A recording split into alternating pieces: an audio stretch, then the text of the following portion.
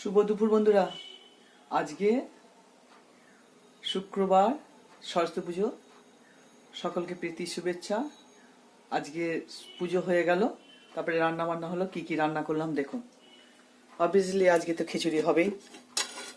এটা গোবিন্দভোগ চালের খিচুড়ি, মটরশুঁটি, গাজর, ফুলকপি দিয়ে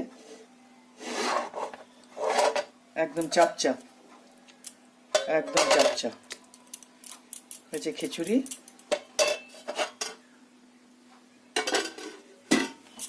তার সঙ্গে রয়েছে আলুর দম, লাল লাল করে একদম আলুর দম। খিচুড়ির সঙ্গে তো আলুর দম না হলে চলবে না। তার সঙ্গে রয়েছে বাঁধাকপির তরকারি।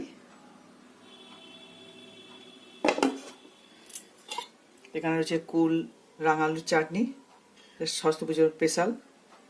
তার সঙ্গে রয়েছে বেগুন ভাজা, তা বড়ি ভাজা আর পাঁপড় ভাজা।